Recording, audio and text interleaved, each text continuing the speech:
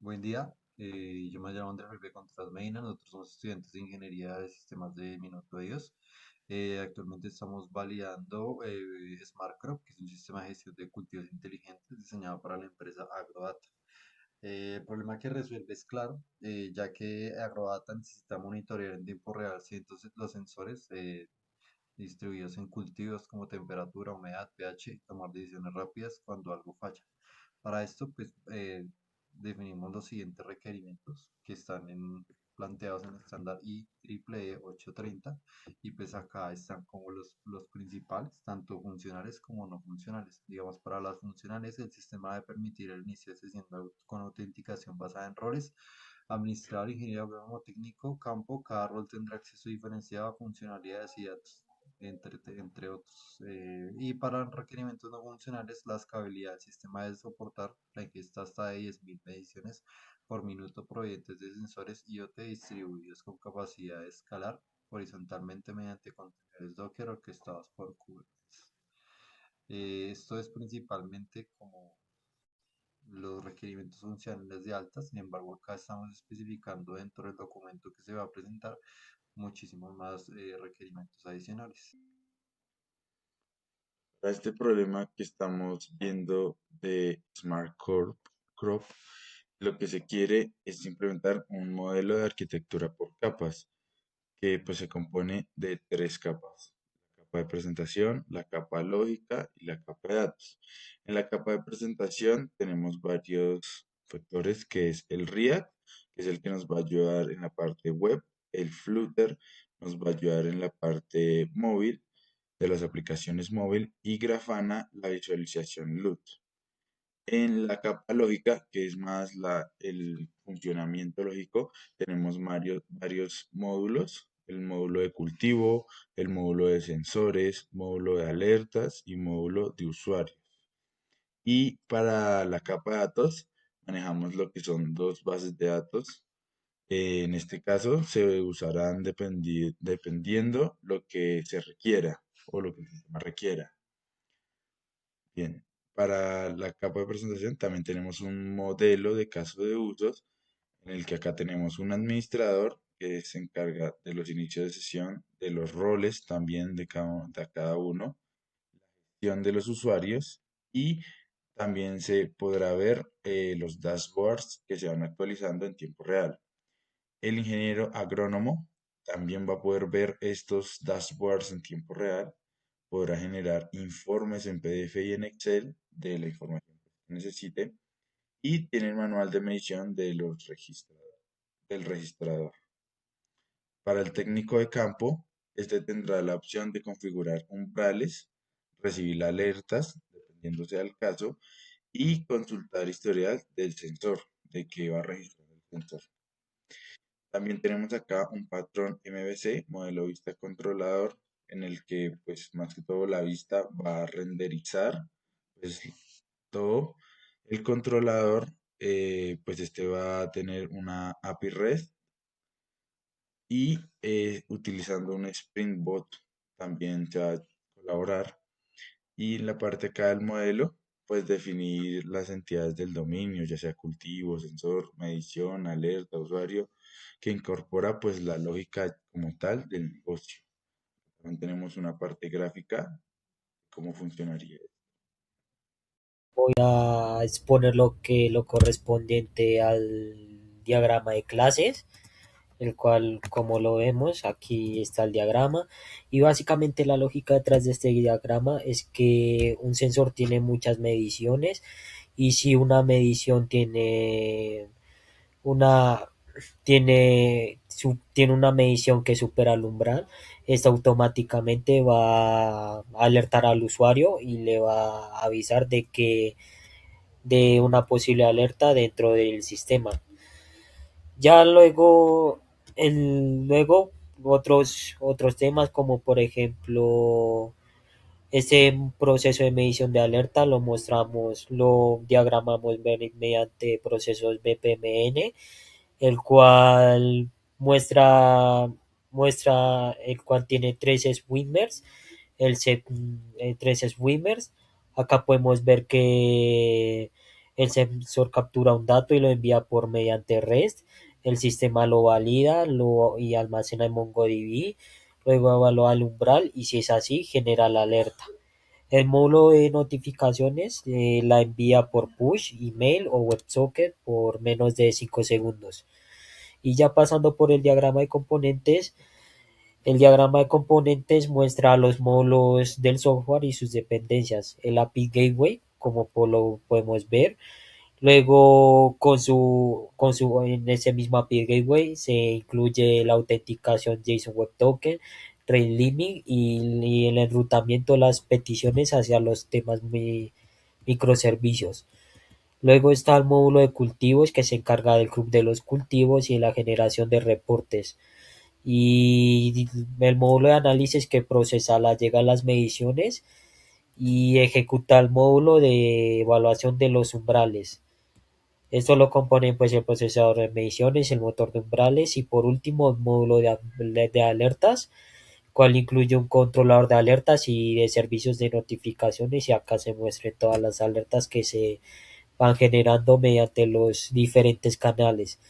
Luego está el Intel IoT Bridge, el cual es un adaptador que recibe los datos de los sensores y los transforma en el formato interno del sistema. O sea, básicamente como que envía los datos que va generando los sensores a las demás partes de la API.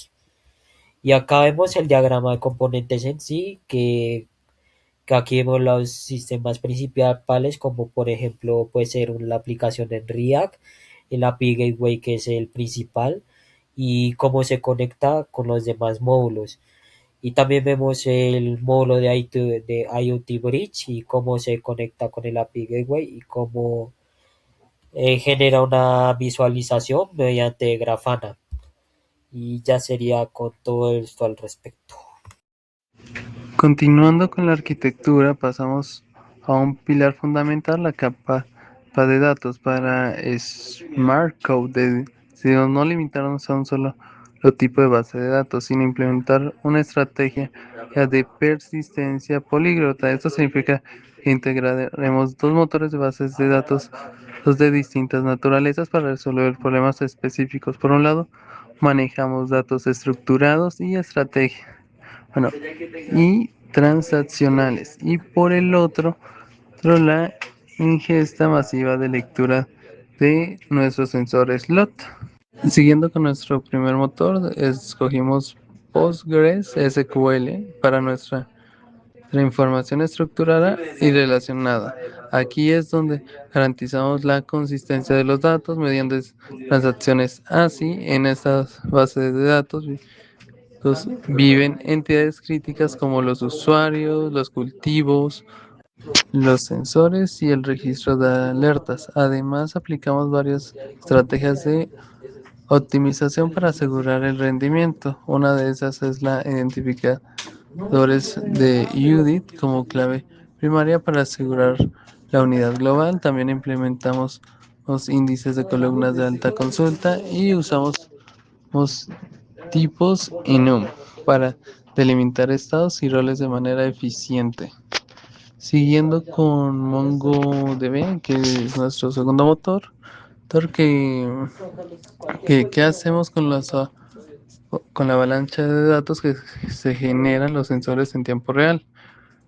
Para el histórico de mediciones log utilizamos, ya se ha dicho, MongoDB.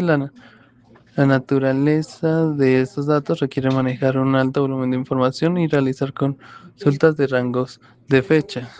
Un modelo racional sería echarnos una soga al cuello o un cuello de botella, lo cual genera pérdida de información o una lectura mucho más lenta de los mismos datos, por lo que se requiere, por lo que se escoge el esquema más flexible que nos permite insertar nuevos atributos de metadatos sin ser costosa la migración de la base de datos. Además, nos apoya ya con los índices TTL para depurar registros viejos autónomos en el sharding horizontal para escalar las capacidades de almacenamiento distribuyendo las cargas.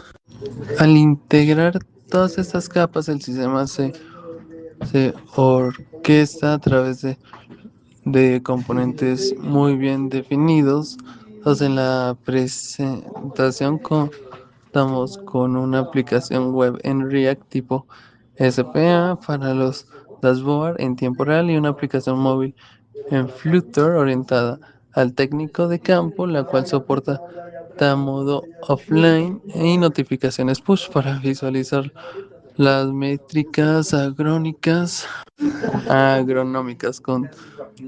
Conec- Conectamos Grafana directamente a nuestra base de datos en la capa logística. El punto de entrada es nuestro API Gateway, que centraliza la autenticación mediante JWT y protege el sistema más limitado la tasa de peticiones. Detrás de él operan nuestros microservicios asíncronos. Cabe destacar el controlador de alertas, un componente crítico que evalúa los umbrales de medición y previene la saturación de notificaciones usando un cooldown de 15 minutos para las alertas duplicadas. Finalmente, el gestor de reportes procede a exportar un PDF y un Excel de forma síncrona, almacenándolo temporalmente en la nube.